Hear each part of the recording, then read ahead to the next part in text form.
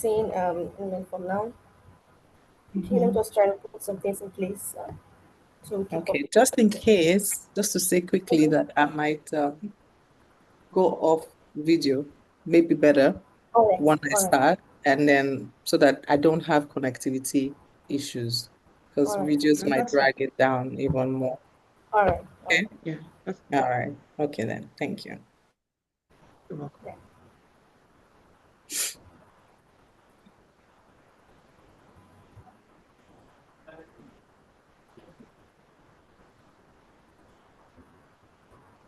Okay. So, yeah, good afternoon, everyone. Welcome to Island 4.0. This is the afternoon session 2. If you're just joining us, you're welcome. You're welcome. And yeah, so we are starting off now, and I'm just going to do a little recap of. Okay, so this morning we have Mr. Adebayo Alomaja, kind of Bio GPT. We had him this morning at a very important time. He took us through the topic reimagining assessment for equity, leveraging AI, data, and digital tools for inclusive assessment. And I tell you, it's a very exciting thing. Yeah, so it goes through the four different um, domains of intelligence that teachers can make use of in their classrooms to pass down evaluation and assessment. Yeah, and I went on those four different domains, which are technological intelligence, social intelligence, environmental intelligence, and geopolitical intelligence. So in each of these four domains, we have the different examples, different methods that we can use as teachers, and also in different levels of the students in the classroom. Um, for example, social intelligence, we mentioned the peer group to be used in the early primary, also the collaborative project in the upper primary, and the lower secondary, use of debate, right? Yes, students can share their opinions, right? And also in the upper secondary, we talked about organizing and running sessions like breakout sessions where students can come around and talk about topics and all of that. So one of those methods are used in the classroom to enhance assessment processes, right? Not the regular aspect of, oh, what is this? Define this, right? So we can also look at in the four domains of intelligence. So this afternoon, without wasting so much of our time, I have with me my colleague, Eunice Ikape. Eunice will be taking us, she'll be introducing the speaker for this afternoon. And she'll take it from me. Take it from here, please. Eunice, over to you.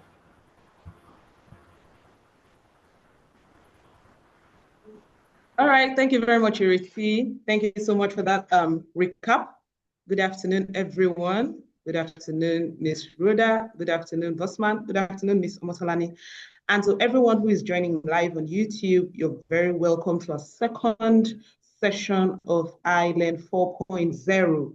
Thank you so much for sticking by. We totally appreciate you. We had an explosive session this morning with BioGPT, and he talked about leveraging AI in assessments, and we were made to redefine what intelligence is this morning as educators. Yeah, and that was very thought-provoking. The session is on YouTube, and in case you missed it, you may want to go to Thesis Education Group and watch it again. Yeah, so this afternoon, we're moving quickly into our second session, and we have our speaker in the house. Before we hand over to her, let's take her professional profile. So her name is Rhoda Odigo. She's a learning strategist and curriculum theorist, an advocate for equity and inclusive education towards building an ecosystem around the culture of care and joyful learning experiences. She has special interest in digital literacy and green education.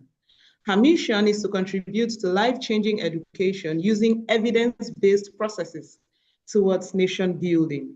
Working in education for about 2 decades has given her the opportunities to gain knowledge, skills, and expertise in a range of areas.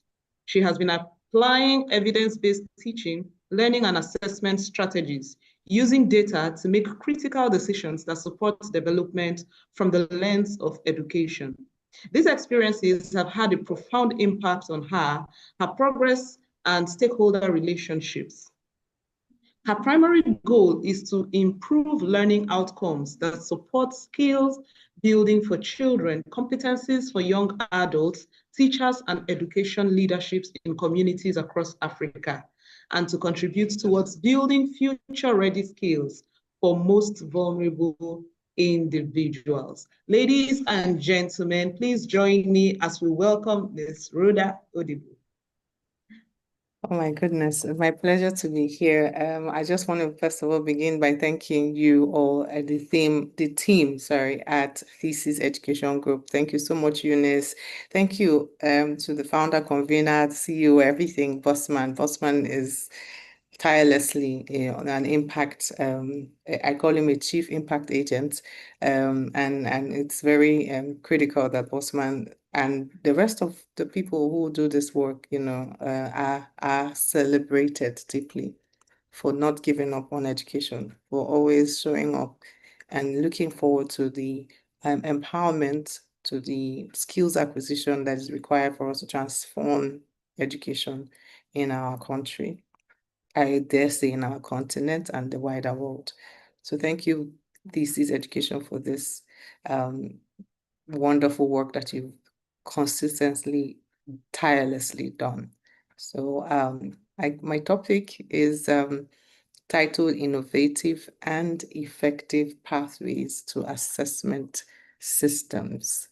And I really like the topic. And the reason why I do is because assessment, from the perspective of how you have curated them, is being seen as a systems approach.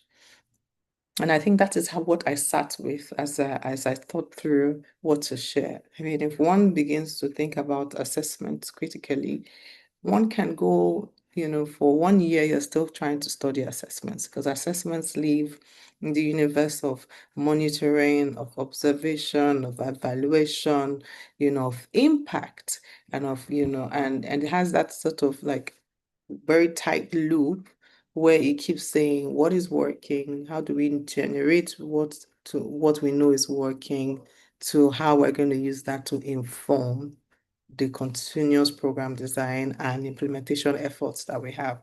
So I took a different, sort of slightly different approach as I thought through it, and I thought, what's a systems way to think about innovative and effective pathways to assessment?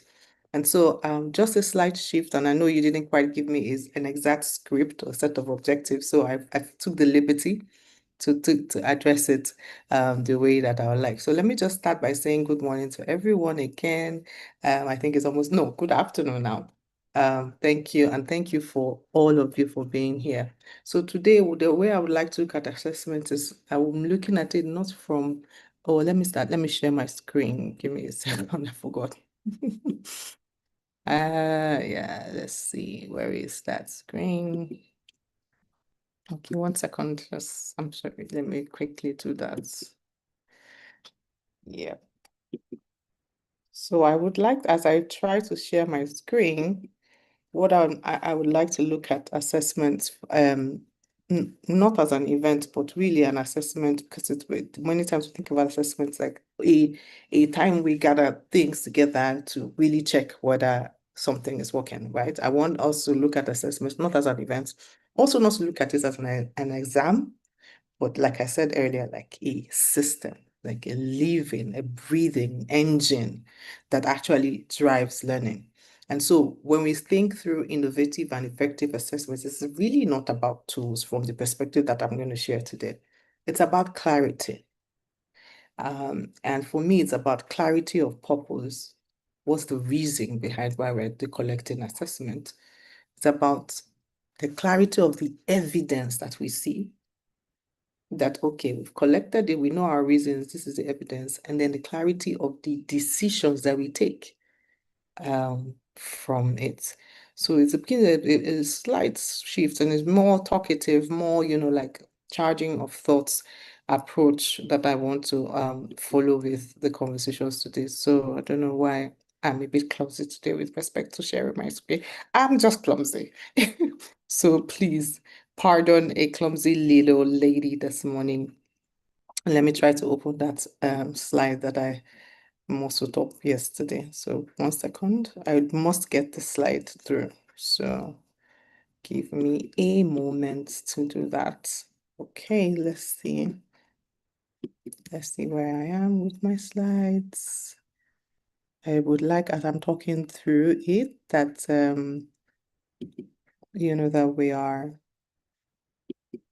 that we're all on the same page with myself. Okay. I think I have found my slide. All right, so let's see now how I can get through this. Just in case I start, you notice that I'm having a terrible network. Please notify me so that I can make sure that, right, I can make sure that that's sorted out. Right, okay, so I'm just going to go through the slides now. So like I was saying, that the whole idea, the whole concept of assessments, there's a reason why. And if we do assessments, for it to be innovative, for it to be effective, efficient, is for it to make us to take decisions. And if we're not taking decisions from assessment, then the assessment is noise.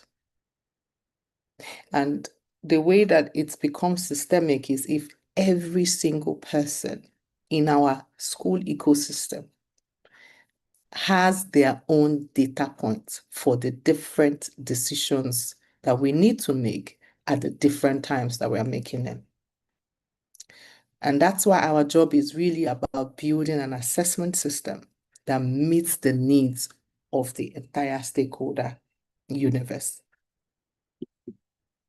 And that's the way I would want us to look at it from that perspective.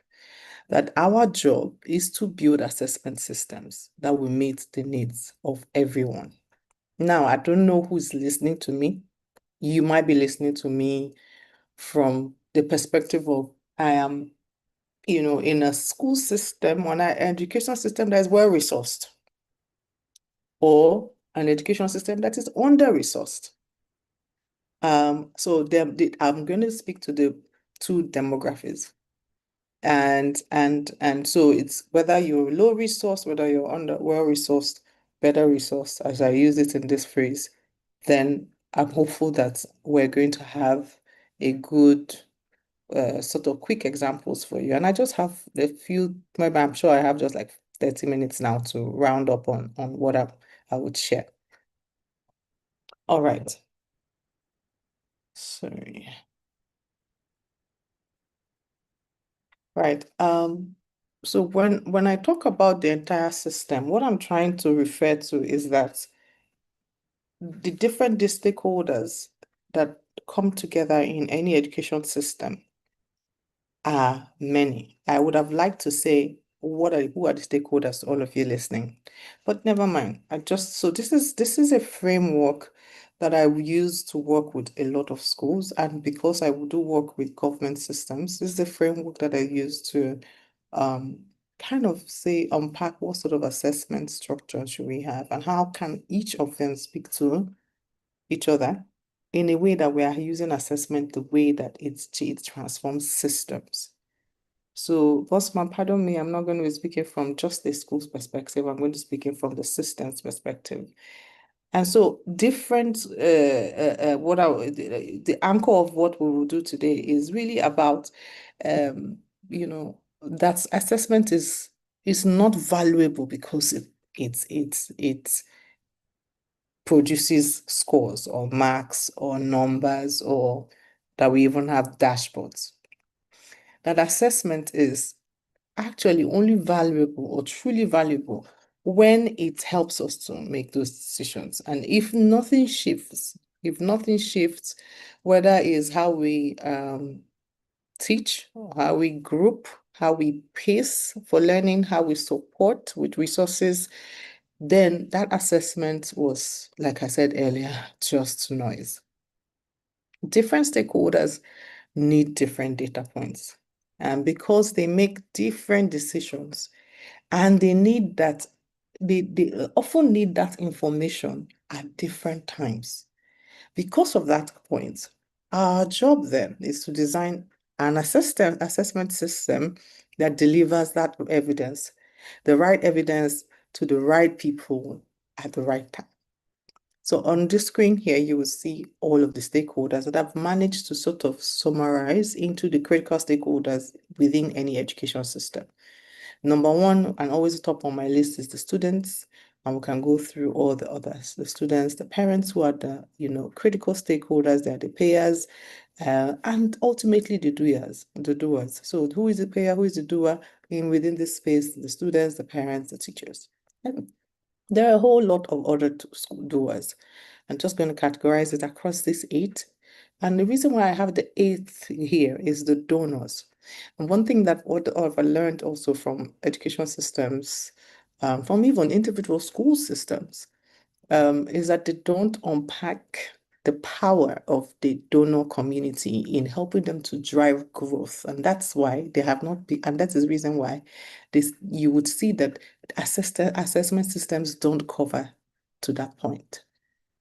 And when I say donor, in this space, depending on what kind of school system you operate in, the private or the public sector, it can be an example of your alumni.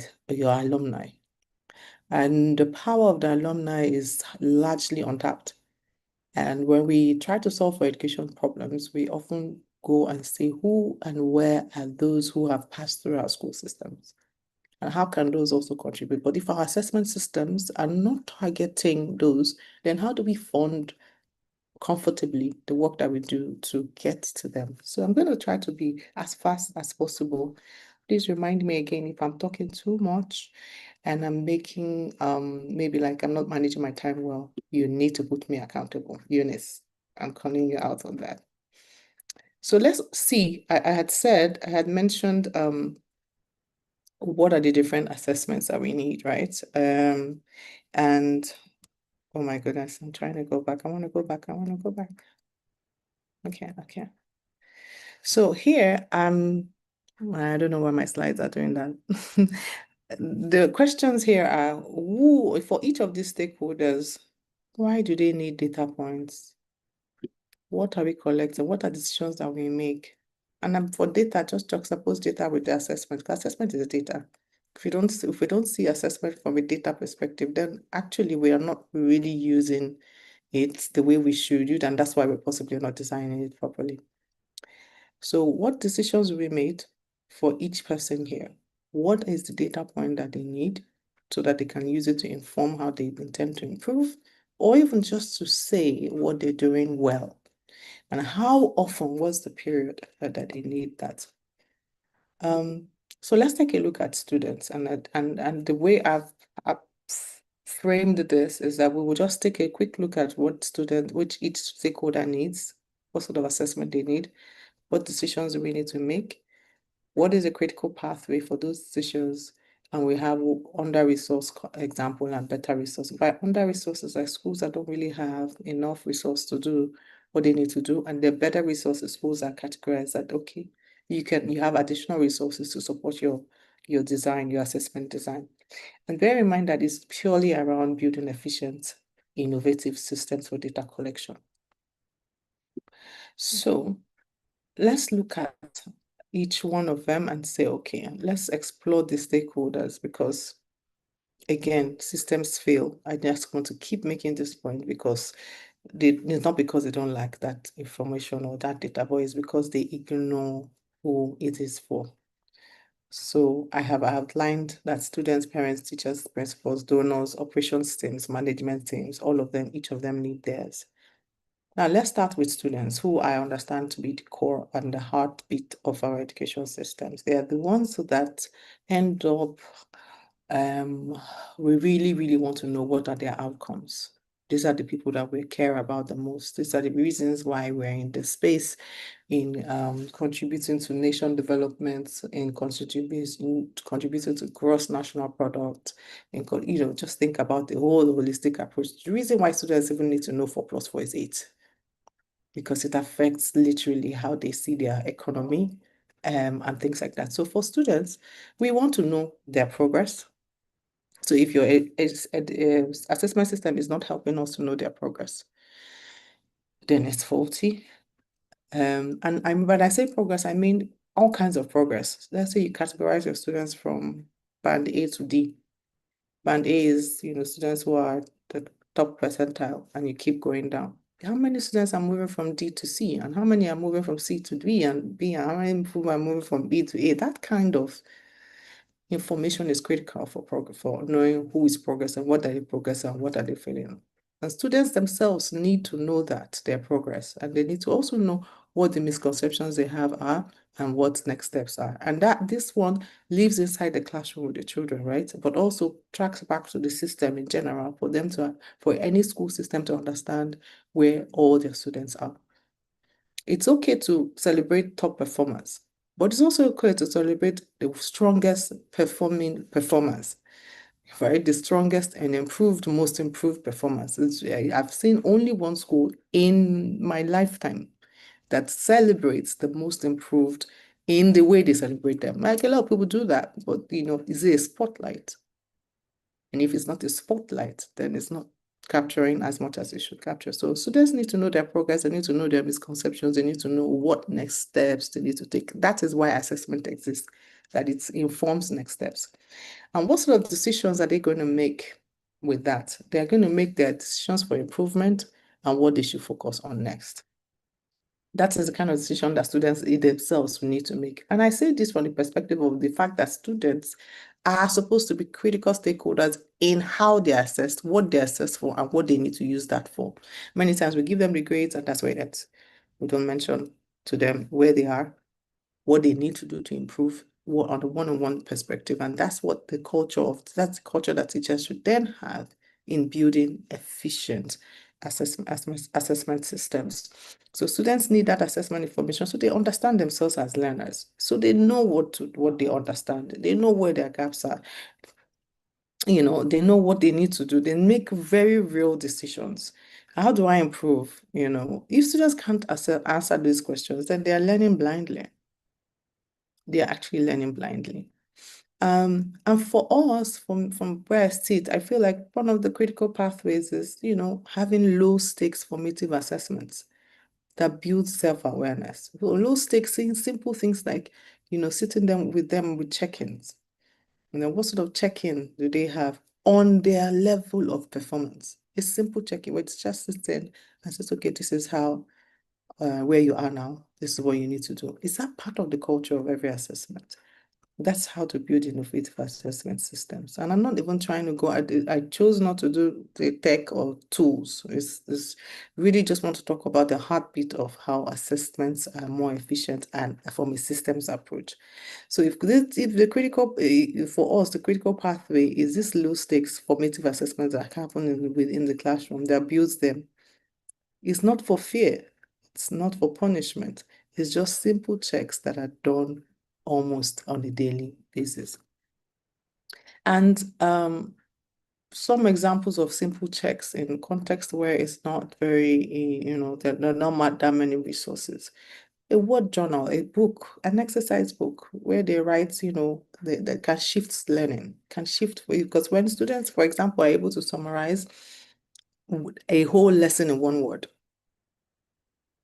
a word like I have on the screen here.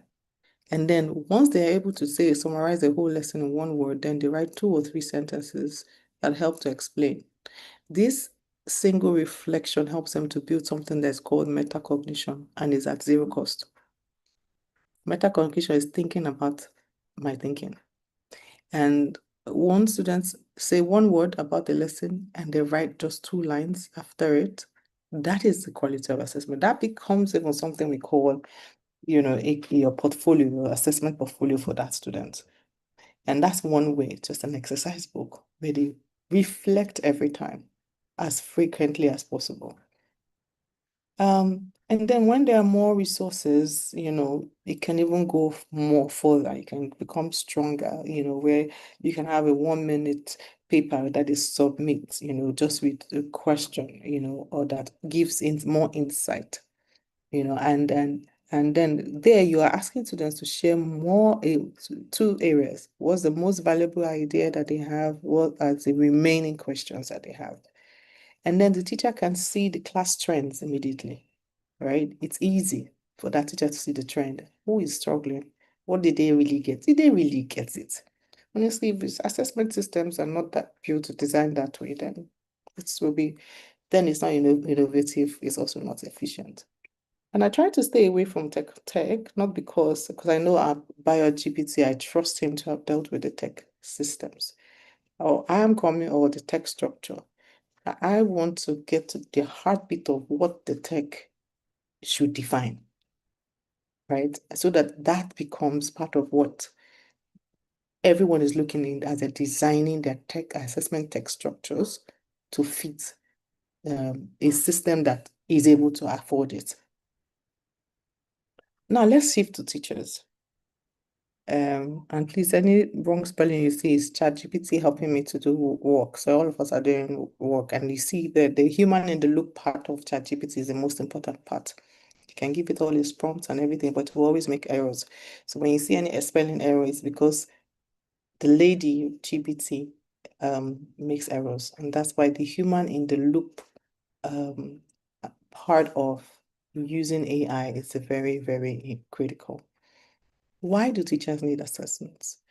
And it's very important that this point is made that teachers are the daily decision makers of learning. They are the ones who make the daily decisions. And that point is very important because the teacher tries to say, what will I teach tomorrow? Or what do I need to reteach? Which of the groups am I teaching need additional support? And the reason why they are making these decisions is because they need to adjust their instruction. They need to adjust instruction immediately so that they capture all, not some, learners. These are very important. And the ways that they go about it, again, is daily formative checks embedded in their lessons. Now, there are 3, I didn't want to go through talking all types of assessments because I think most educators are beginning to get it. They begin to get that there's something called formative assessments and summative assessments. But also right in between, there's something called diagnostic assessments. And diagnostic, anybody who knows the word diagnosis is really just to check for symptoms, of any signs of a breakdown, right? Or any signs of a failure or any signs of a problem. That's what diagnosis is basically trying to do, is asking questions. When you go to the hospital, most of the times the doctor is just taking a diagnosis because he's not inside your body. He wants to hear from you. He will ask you a few questions.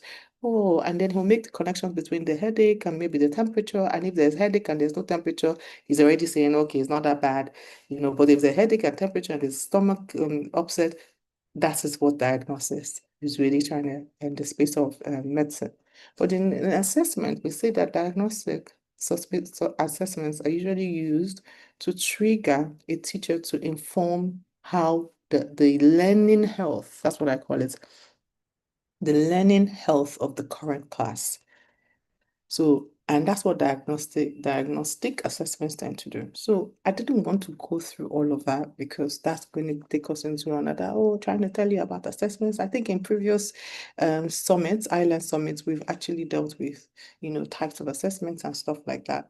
But when a teacher wants the assessment, for it to be efficient at the teacher level, is that they have this daily formative checks that is inside their lesson cycle. And then the best of it is, of course, 3 things can happen. The 3 types of assessment can actually happen in every lesson, right? It might be that you are at the level of the end of the unit, which is summative. It might be at the level of the end of the formative, and it might be at the end of the term, and it's still a class where you're taking summative assessments, either a midterm or an end of term. Or it might just be the ones that you're doing both through formative and summit and diagnostic, where you're using them to sort of check. Because assessment can be for learning, it can be as learning, and it can be off learning. And I didn't want to go through those because I'm focused on systems. So daily checks is what is important with teacher, that every day they walk into the class, they're checking, and simple things like put your hand up, one teacher I met, what she does is she has her yellow and green cards for each student in her class. Her yellow, red, and green cards, like the traffic is a stoplight approach she uses. So during learning, she takes a break for a spotlight, and it's just the students flashing where they are. If they're good to go, they flash their green. If they're still somewhere in the middle, they flash their amber or yellow. If they're not getting it at all, it's a red. And that's an efficient way for a teacher to know how many reds do I have. No, this lesson is not cutting through.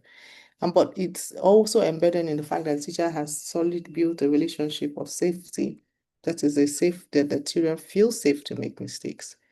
I have to say that at this point. It is important that children feel safe to make mistakes for that approach. So a teacher who is trusting that they can use a stoplight approach knows that she has built a culture where students feel safe to flash a red. And then she knows that that's going to inform. So things like that, like in other resource examples, just exit tickets. And I think quite a bit of people know about exit tickets. Exit tickets is just one question that you ask on the board. It summarizes what to know whether the students actually caught the idea. And they don't really need to respond. You don't really need to get them to answer. You don't need to respond to that question at that point. But what you need to do is just use it to inform whether next class is to move on or is to reteach. But again, a lot of questions can come in. Oh, if I keep checking with everybody, will I ever cover the curriculum? Well, you want to cover the children more than you cover the curriculum. However, the strategies we often say to teachers to do is that they should, have one-on-ones. One-on-ones is like the game changer for being innovative around your assessment, because you can't get everything done in one class. And then if you are in a classroom where there's tech, we use AI and all of that, there are many, many tools out there today that helps.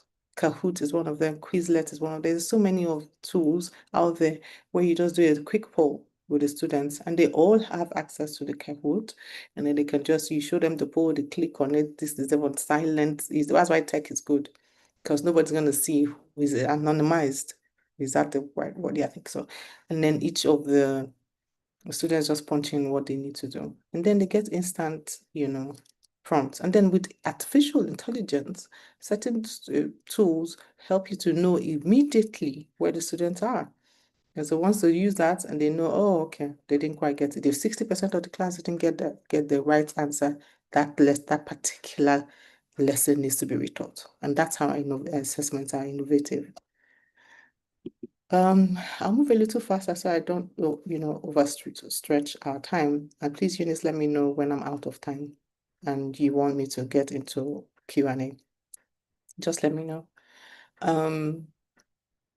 For school principals, I think it's really about leadership. I think everyone knows that school principals serve as instructional leaders, right? They serve as instructional leaders because the systems-wise, principals or school leaders, and I use principals just to cut across everybody, whether it's a head teacher, or a school leader, or school, whoever, principals make instructional and operational decisions every time. And the way for them to make those decisions, for it to be better and strong, is for them to rely heavily on assessments. When a school principal is making a statement, oh, our students perform well, it needs to be data-driven. We need to see, what do you mean? What does that mean? And if you don't have the data at hand, that means the assessment system is failing the school leader to be able to be that instructional and operational decision maker of the school. And so what are some of the decisions they make? They make decisions, what kind of support do teachers need?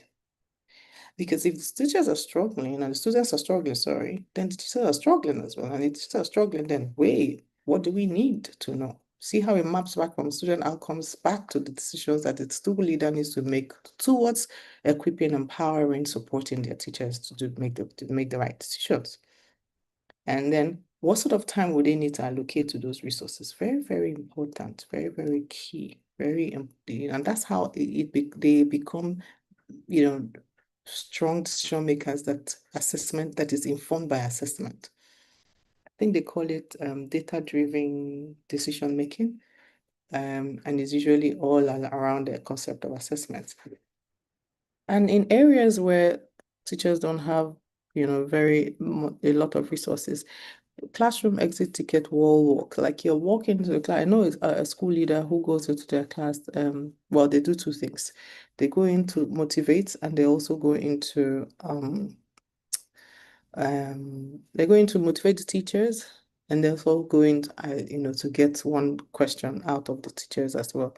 So first of all, for motivation, this school leader or school principal goes in after observing the classroom. They sit and say things like, thank you very much for just being in this classroom. Your presence means a lot to us. In that particular school, it's very hard for teachers to leave the school easily because the school leader says thank you to them all the time. Right? But that's me digressing away from our assessment. But they also do one thing, and they do an exit ticket wall walk. And by that, what they do is that they walk into the classroom. After the observation, they ask one question. And that question is really just, they want to know how the teacher has fared and the students have fared. One question that covers all the students. What about the lesson did you enjoy the most? What about the lesson did you struggle the most? Exit ticket 1 and 2. And teacher, what support do you need? Those are assessments. And very, very important. And then the school principals can also take when the teachers are anchored by exit tickets, school teachers can collect those exit tickets that they do with their students and use it just to understand the pulse of the student learning health of the school at every grade level. That's how assessments are efficient. Because assessments are not like the final of when you finish teaching and learning. That's why we call it, in general, in curriculum, we say the CIA of education. It's curriculum, instruction, and assessment. None is without the other. Curriculum serving as a blueprint, the instruction serving as the pedagogy and the methodologies and the approaches used, and then the assessment as it informs, kind of, like we're saying, what we need to know about the school. And so there's so many examples there. This is a group that is largely untapped in most school systems, the training teams, the coaching teams. I don't know why it's still not culture in most of our private sector schools for schools to have a coach. I think this is something that we need to now work on. Now, those coaches might be sometimes, what we find is that the coach is serving in multiple capacities. So their coaching function is subsumed under other tasks. Tasks like, like expecting the school principal who is heavy on administrative duties to also serve as a coach.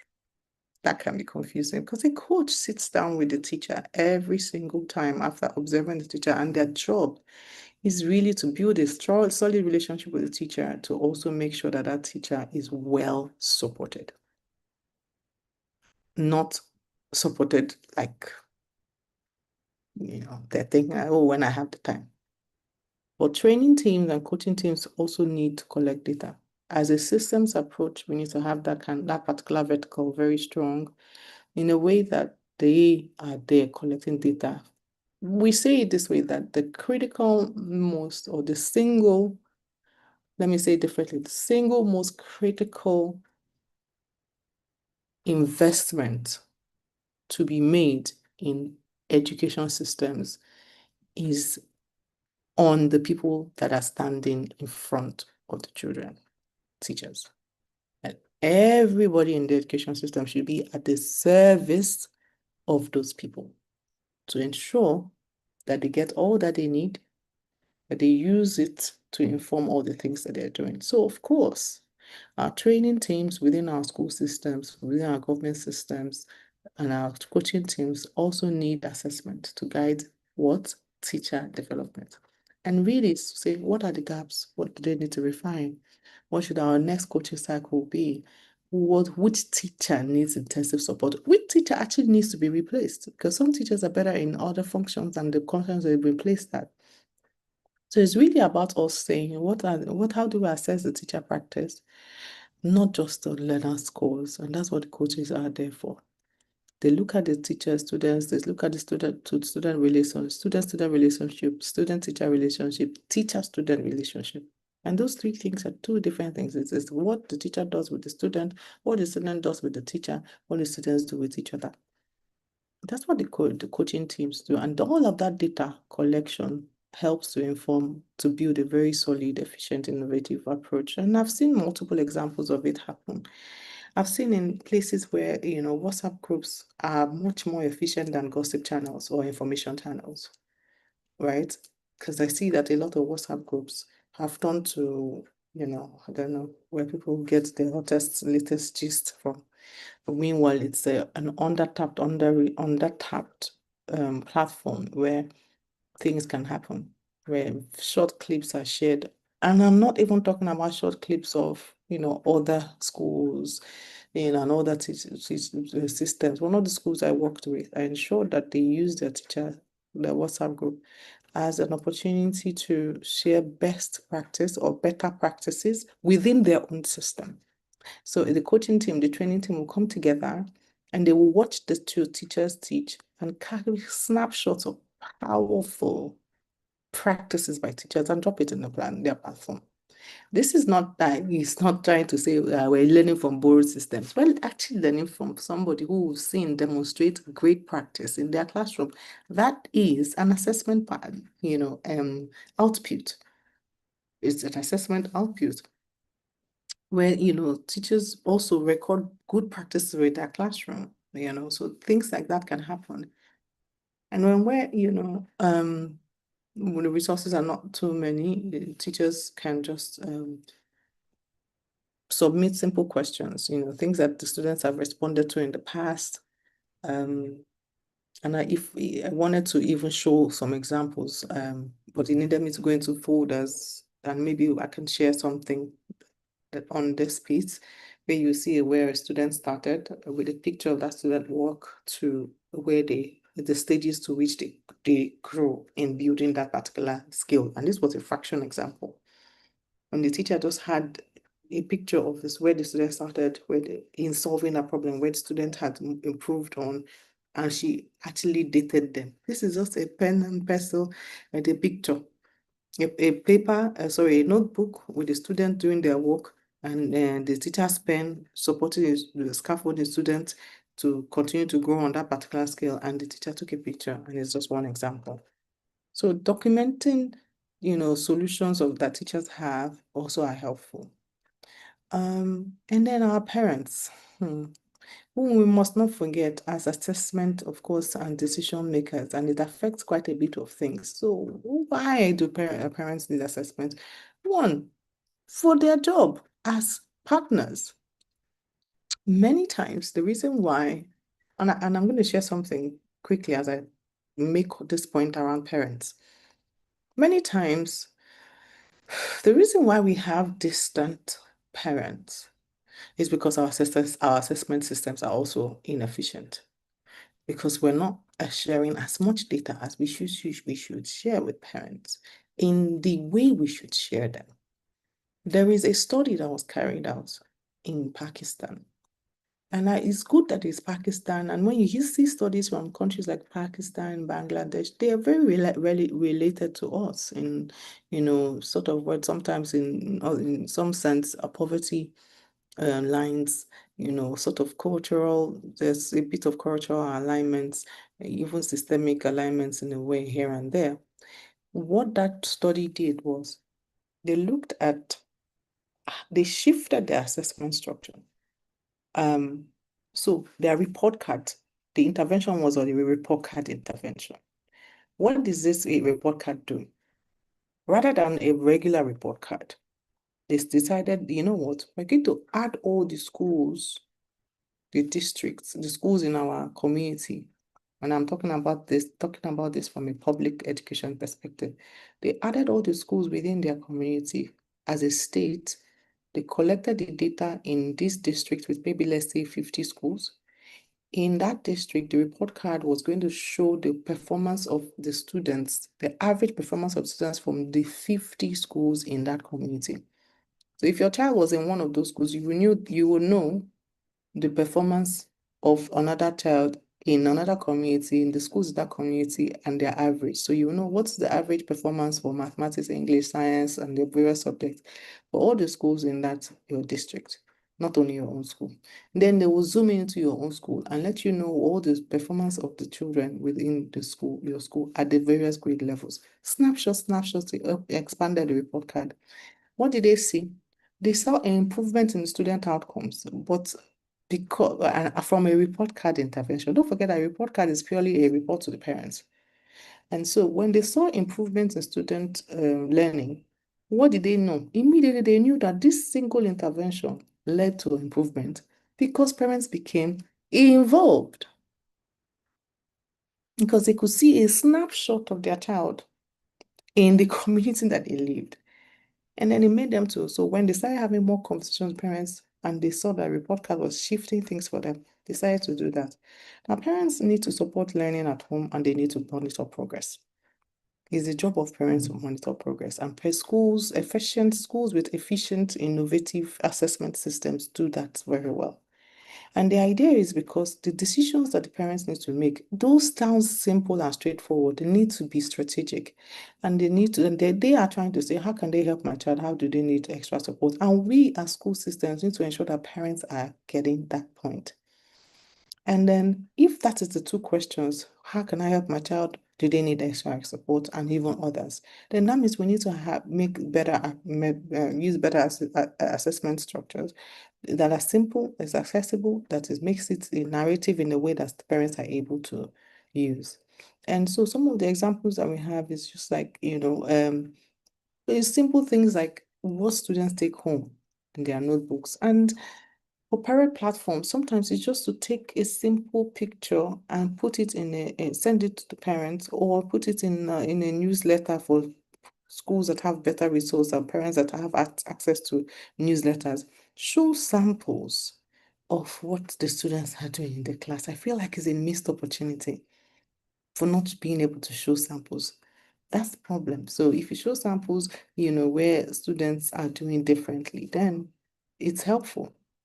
Sometimes even for parents who even go further to check their children's book, you want to tell a student to say, okay, go home and explain this as if you're teaching your parents, right? And that's assessment too. That's, how the parents understands that their child is learning, because the child came home to explain something to them. And on where you have more resources, get students to record. And once they record, this helps us to see, it helps our parents to see that their children are understanding, and they can see that their children have comprehension. But even more importantly, as everybody knows, that confidence is even a much more bigger thing that parents are looking for their children to have. Actually, that's what parents want. They want their children to have the competency, they want them to have the courage and consciousness about life, but ultimately they want them to be confident people who know what they know. Because we say the KLT, students need to know and do, as we say. But I like to say that they need to know, like, and trust before they do. Because if you do that, then the assessment systems will help you know that, help students to know that you care about where their learning is, and then you're using it to inform, to help them to like what they're doing, to trust who is in the room, and then you see that they're doing is going to be amplified. Operations teams, again, another group of people, and they make so many decisions. Are we delivering on what we're saying that we're delivering? Now, we know that operations guys, they're the ones that do everything that has to do with logistics, our attendance, implementation and all of that, but they are also making decisions. And the decisions is, are we keeping to our promise? What are the gaps that we need to fix? And many times it's about tracking behavior and tracking participation. So in simple ways, you can do Google Forms. Those are assessments. Because when you check something we call a weekly implementation check, and we do it in many large-scale programs. A weekly implementation check, how are we doing? 2 questions, 3 questions that tracks, what are the number of formative assessments that we did this term? And what is the attendance for this term? How are the students using the resources that is in the storeroom? Things like that. Those kinds of things help us, the operations team, to get the information that they need, and they're able to speak confidently to their clientele, which is the parents, and even the wider community dependent, right? So things like that help. And then also our management teams, our leaders, what's working, what can we scale? What are the things that we can scale? We talk about monthly performance. I mean, everybody knows that you do your MPRs, your monthly performance, reporting meetings. But those dashboards are dashboards, right? And they are very good because we want to know what is working. We want to know what is not working. We want to know how,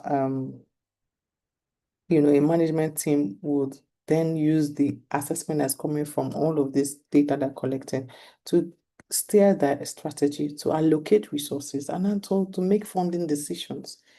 So these are some of the things that, so management teams we need to collect data. Now, I'm not even going to do the details of each of them, but it's just to say that there are many ways we collect with assessment in itself is efficient to speak to what the students are doing. Because for management knows what sort of resources we need to get students to learn particular things better. What sort of teachers do we need to have? How do we then galvanize the support of the community? Maybe even as a management, how do we get the community, of the industry within the community to support student learning? How do we attach students? And if you're a secondary school, how do you attach students, from a cooperative learning approach? How do you attach students to industry, and the industry meets students at the classroom? And how do we use that to make sure that learning comes alive in the way that it should, making connections from learning to the real world? So there's so many decisions to be made if a stronger, more efficient assessment system carries all the stakeholders along. Simple things like, okay, what has been the most improved concepts that we've ever done in our school community? What is the misconception that people have from each stakeholder, students, teachers, all of that? And I touched a bit on donors, and I was talking from the perspective, and I think I won't even take it as a strategy now to remind schools that their alumni base is a good donor structure for them to build their school system, right? And here you want to also collect the assessment or evidence of how the students are performing, and the testimonials, even their own testimonial as alumni. Because as an alumni who is performing and doing better in the world, the students have an aspiration and a motivation of their own profile in the next 20 years, in the next 10, because when they see the alumni base, then they see the destination of who they can become. And then from the donor, from the alumni, they see who and how they can continue to support the school that they came out from, that they are proud to have come out from. I feel like it's an untapped place, but we can't, because we're not collecting information, collecting assessment enough to inform our evidence of learning, and so it's very difficult for our donor group to know what is possible. And I'm saying this from a private school perspective. From the public school perspective, there are many international development agencies wanting to support public education systems. If you're not collecting data enough to tell the story of how what is improving or what the weakness challenges are, then it's very unclear for donors to be able to come there to support. So there's so many ways to do that. Pictures, one good one is the impact report. Schools don't write impact reports. And if you're going to write an impact report that is just about how many students have A's, then sorry, that's not an impact report. It has to have an impact report on not just academic, but also from community and how the school is making sure that things are happening and the students are extending a breadth of their skills and things like that. So for me, the 4-way efficiency system is 1, put a formative assessment at the core of teaching. Yeah, that must happen. All teachers must know that formative assessment in all its form, whether it's as a diagnostic or as a weekly check-in, is the heartbeat of an efficient way for assessments to be a culture and a system. Because that's when you really know where true learning is happening. When it's breaking down, when it's succeeding, and when it needs a little more resources. And also, if resources are being wasted. It's not every time we're talking about resource, what do we need? Well, what if we're wasteful? The formative assessment is the blueprint or the trick behind an efficient system at the school level, at the classroom level, at teacher and student level. Then we need to have simple data routines across all stakeholders. That's actually the core of my session today. It's really about who are we collecting? Are we collecting information or assessment from everybody? Then how are we training the teachers deeply on assessment? Many times, it's called assessment literacy, right? That's what it's called, assessment literacy. How literate are our teachers in assessment, in the science behind assessment? How literate are they? We train them on teaching and learning, their specific core subject areas. We train them on pedagogy, we train them on curriculum, we train them on student relationships, we train them on so many things, on technology. But how assessment literate are our teachers? Because it is through assessments that they're able to generate. There's a thing we say, how do you make sure that students generate the right response? Because the idea is not for students to fail. We don't do assessment because we want them to fail or want to gauge who has failed. We actually want to know the learning health of the school.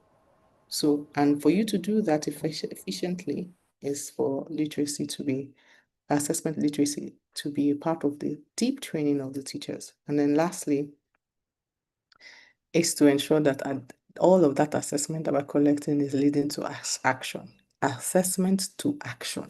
It's not about reporting. Yes, we will report, but it's the actions that we take. So the journey, let me say that differently. The distance between assessment and action is what defines an efficient and innovative system at the end of the day. That you have the assessment, but the time frame it takes you between what you have and the action you take is what's going to end up making it even much more efficient. So thank you so much. That's all I have to share. Thank you. I always end with character because character is the heartbeat of what we do. And I say it this way, that it's something that one does when no one is watching, when everyone is watching, when it truly, truly matters. Who is watching? Yeah, thank you. Thank you so very much, Ms. Schroeder.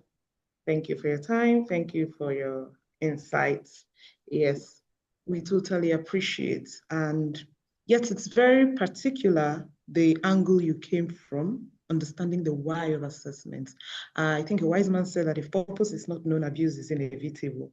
Yeah, so you see, a lot of people go with this idea that assessment is for grades, is for scores, and and we just go on and then don't get the desired outcomes of assessment. So yes, this teacher literacy, this assessment literacy is very, very important. Thank you so very much. In the course of your session, we had a lot of questions in the chat box, and we take a few of them before I let you go. All right, so someone says, okay, are there times when teachers should not assess? How does understanding the why of assessment help avoid over-assessment and learner fatigue? Wow. Now that's a very good question. That's a very good question. let's start with the first one. Are there times when teachers do not assess? My answer is no. You have to think of assessment as learning. So if you separate assessment from learning, then you will see it as either or, right? And that's why when we say, because you have to think of it, what is assessment in itself? It's really just for us to check, is a check for progress, right? Or a check, basically. So don't separate the thinking of what's going on during teaching and learning from assessment, because every time, so when you say, for example, do you understand that I don't like that teachers say? That's assessment. So, and I understand, we all understand why teachers say it, because we really want to carry the students along, right? That's really what you want to do. You want to ensure that students are always carried along. So I think the straight answer is no, but the careful answer is you as a teacher know best. If you're checking it, sorry about that. If you're checking it, it's an assessment. If you're saying, if you're doing, and those of us who went through, all the teachers here who went through faculty of education, we learned something called, from the theorist called theorist Vygotsky.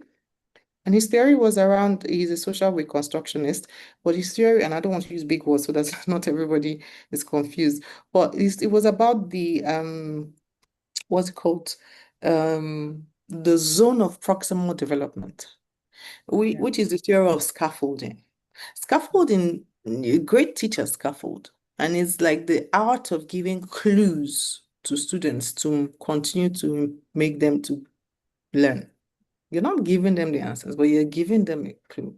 So that intentional clue sharing, clue giving, that makes the student get from one stage to another is scaffolding. And scaffolding is a form of assessment, even if it's just to diagnose. So if you think about it, what type of assessment are you operating on? Is it for diagnosis?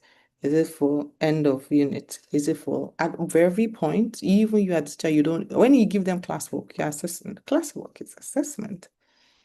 So that's the straight answer is no, but the not so straight answer is you know what you want to get. Your idea is to get students to learn. I don't know, what was the B and C? There was a B and C to that question. Remind me, please. Yeah.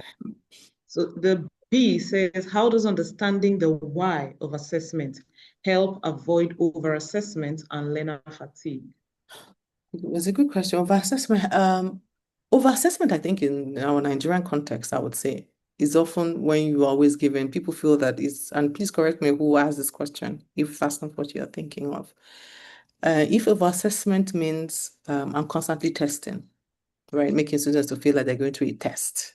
You're going to have quiz every week or every other week. Okay, so I get that point. But what a better way. Yeah, because when you know why, I believe that the person who asked the question exactly understands what they're asking.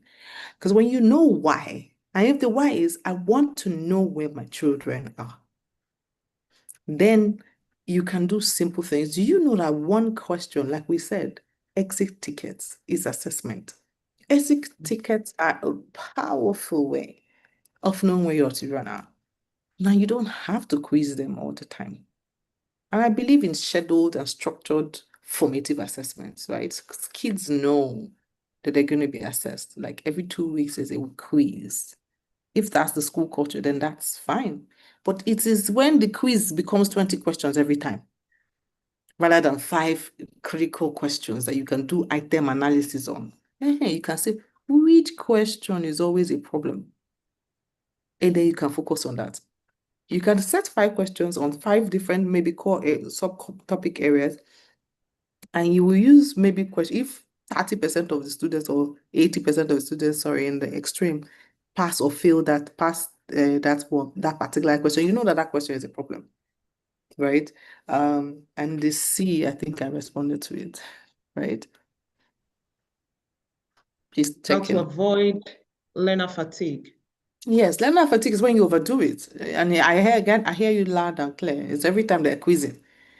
No, but when it's fun assessment, it's a check-in, it's an exit ticket, it's a one-word sentence with the word journal. You're collecting the same data, just that you're not calling a quiz. So the kids don't feel the fatigue. Yeah, so Yes. I hope we've done that Totally one. understood. So the key is to vary it every time. Yes, to vary. Thank you for saying that. Yeah, I was looking for that word. To have a varied approach. Yeah. Yeah. So another person says, what are the best strategies for communicating assessment outcomes to parents in a clear and constructive way? It's a fantastic question. I think even part of what I had mentioned is newsletters. You know, if every time you're using only report card, and that as a summit, sometimes that's a challenge. But there are strategic, healthy ways of saying, hey, we're going to tell you how many students moved from level B to level A. And I'm going to show you samples of how they moved. Those things come in newsletters, right? It's a storified way of sharing reports and getting parents ready to see where their own kids are. So that's one approach. Others is just like having roundtables. I don't know how many parent education programs go on in schools, but I know that they usually go on, people do parent education and everything else apart from assessment. So when I talk about assessment literacy, this is what I mean.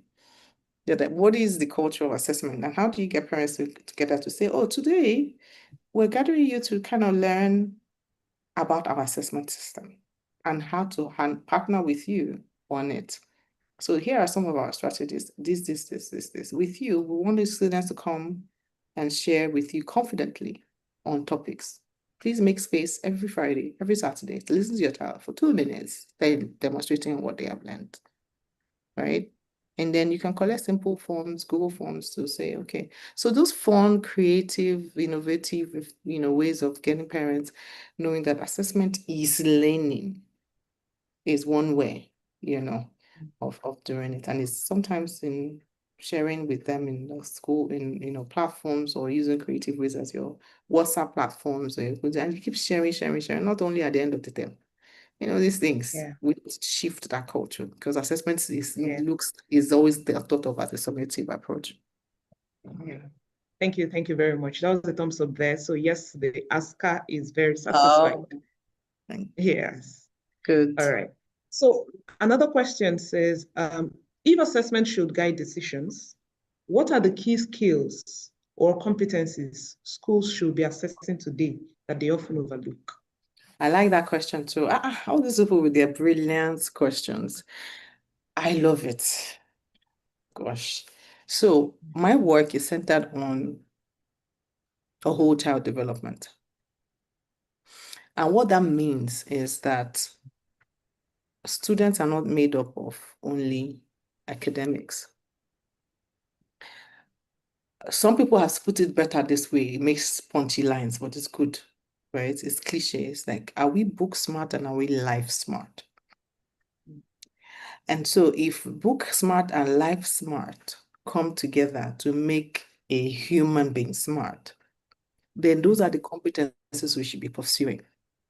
Sure. We should be so I don't know if that summarizes, so I don't talk for too long, but we should collect data on academic outcomes, yes, and it matters because parents care. I think we all care about it. There's a set of competencies that makes a person skilled in a certain area. But we all know that the way we've collected assessment traditionally, and we give it the A's with the C's, many times people are lost. Like, what are the competencies here? What does it being good in mathematics actually mean? But then X from that, you go into life smart areas. How socially and emotionally intelligent are our children? Who is demonstrating confidence? Who is demonstrating integrity? Who is demonstrating self-awareness? Who is demonstrating an ability to make responsible decisions? Who is somebody who can connect industry to class?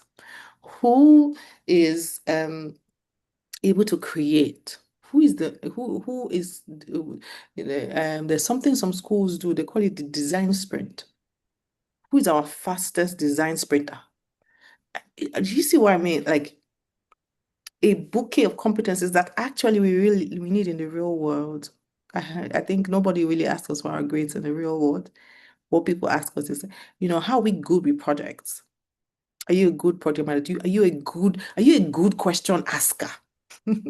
How curious are you? Do you ask 5 questions to unpack 1 question? Do you see? And those things come alive in our classrooms. It's in the culture of the learning. If every time the students start with an inquiry rather than telling them the topic, what do you think we're going to learn today? I'll give you a few clues.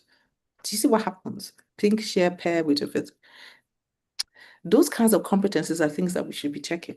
And they can come alive in another table format. But I know that there are other questions, so let me stop there.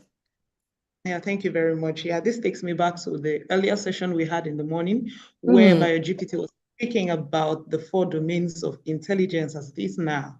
Yeah. So he did mention social intelligence, geopolitical intelligence, and technological intelligence and all of that. So yes, it's very important that these competencies are known and mastered by all our teachers and educators to ensure that we get assessment right.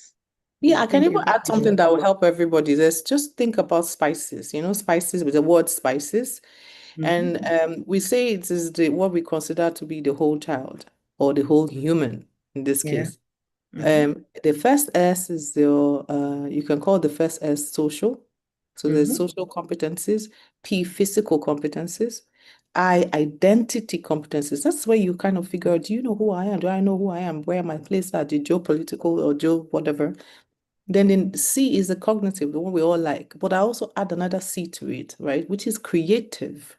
Yeah. There's a creative part of us. I think school actually kills creativity in children. If anybody has read oh God bless his soul, Sir Ken Robinson, one of his books, right? You will know how much school systems kill creativity. But see, there's a creative element and the creative part of us. And E, emotionally. Everyone talks about emotional intelligence, and my work is centered on social and emotional learning as a foundation for learning and is a foundation for life, for thriving lives. And that's why we've done a lot of work. And, we will tell you all about our conference coming out next year, but you will all know about it, but it's focused on it. And then the last S is spiritual. And when I say spiritual, I don't mean religion, right? How are people spiritually smart? That they understand the place of their spirit, and they know that with something called growth mindset is a spirit action, right? And there's so many things to do around that. All right, thank you very much. That's a great one, Spices. I've put it down for future references. Yeah, so we have one last question. And the person says, how can schools support teachers who are resistant or anxious about adopting new assessment methods? Is because it has not been at the center of training, coaching, and mentoring. I can't but stress again, coaching and mentoring. You see, coaching and mentoring is not it's not, how would I say it? It's not an option. It's a must. Teachers need to be coached and mentored. Well, or please, I even need to be coached and mentored. And I see, if I find that to be a need at my age and experience, and by the way, everybody, I have experience and I have age backing it, right? And if I still feel a need to be mentored and coached in certain areas of my life, the reason why teachers resist, one is culture. If the culture in the school system is always about catching somebody who made a mistake rather than supporting the person, they will be resistant. I will just say that. But please, coaching and mentoring is very important because it helps to shift mindsets and it helps to shift practice and it helps teachers to know that they're supported. If they feel supported, no one who feels supported will be anti-innovation. It's hard. There's a very odd, evil person who I just abort mission. You have tried and the person go, you're not for the system. And it's there, it's okay. Not everybody's for every system. I'm not trying to be, say everything is all good. No. But yeah, abort mission when you've tried, not when you have not tried. It's like when you make students to repeat. What did you do before the child repeated? I can ask 10 questions. So it's the same thing. Yeah. All right. Yeah, thank you very much for a wonderful session. It's been an absolute pleasure being with you for the past hour. Thank you for so much insights and learning. We appreciate you for being here. Thank you to everyone, our viewers, educators, school leaders who are on the call. We appreciate you for being here. In the event that you have more questions, please feel free to drop them in the chat. This is live on YouTube, so we can keep receiving feedback for as long as forever. Yeah, so drop your questions. Ms. Rhoda will be more than happy to engage with you and give you clarity where it is needed. Thank you very much for joining us. And on this note, I would want to say we have a last session this evening by 7 p.m. So do well to join us again as we continue to unpack and reimagine how we have handled assessment over the years. Thank you so very much, everyone. We totally appreciate you. For me, it's a goodbye. Bye. Thank you so much. Yeah. My pleasure. Thank you. Yeah.